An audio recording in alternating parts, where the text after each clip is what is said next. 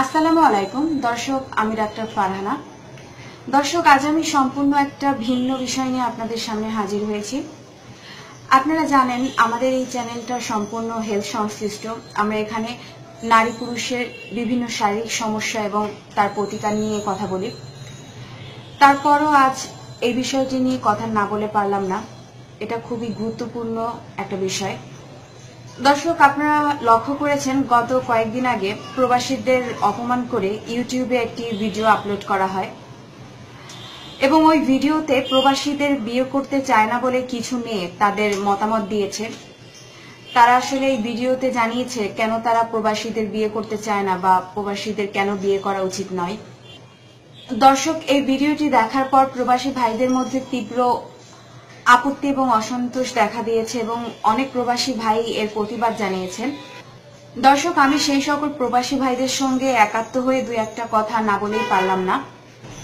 সেই সাথে সেই সকল কুলাঙ্গার এবং চরিত্রহীন মেয়েদেরকে বলবো যে তোমাদের যাকে খুশি তাকে বিয়ে করো, কিন্তু প্রবাসীদের অপমান করে কোনো কথা বলো না বা বলার প্রয়োজন নেই। এটা কিন্তু এদেশের মানুষ আসলে মেনে নেবে না।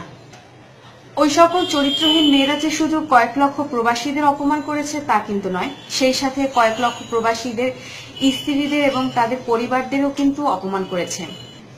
একজন প্রবাসী কতটা কষ্ট করে, কতটা মানসিক ও শারীরিক প্রবলেম ফেস করে শুধুমাত্র পরিবারের মুখে হাসি ফোটানোর জন্য, এটা একজন প্রবাসী ছাড়া আসলে কেউই বুঝতে পারবে না।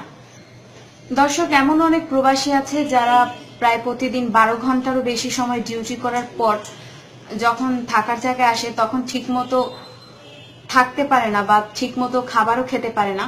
কারণ দেখা যায় যে প্রতিদিন অনেক সময় ডিউটি করার পর সে যখন তার থাকার জায়গায় আসে তখন কিন্তু তাকে নিজে রান্না করে খেতে হয়।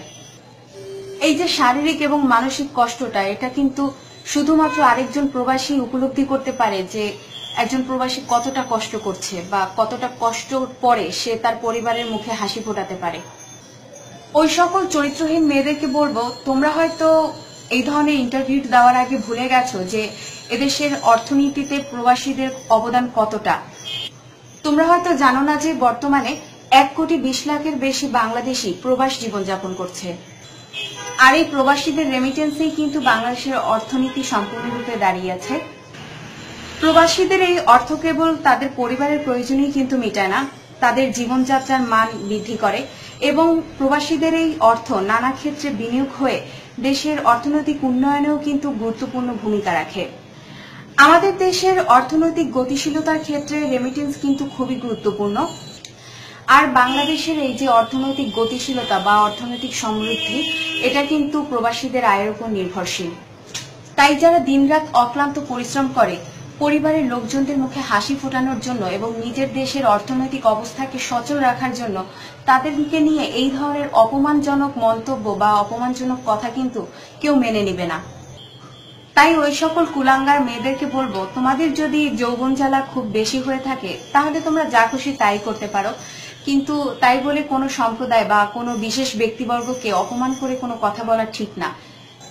তোমরা হয়তো ভুলে গেছো এই যে প্রবাসী, এরা কিন্তু কারো ভাই, কারো ছেলে, কারো স্বামী কিংবা কারো বাবা। সুতরাং এই প্রবাসীদেরকে অপমান করা কিন্তু সমগ্র বাংলাদেশকে অপমান করা। আর বাংলাদেশের মানুষ কিন্তু অপমানের দাঁত ভাঙা জবাব দিতে পারে। আর এই সাথে আমি ডাক্তার ফারহানা, যারা প্রবাসী ভাইদের অপমান করে এই ধরনের বাজে ভিডিও তৈরি করেছে তাদের তীব্র প্রতিবাদ জানিয়ে আজকের ভিডিও শেষ করছি। ধন্যবাদ।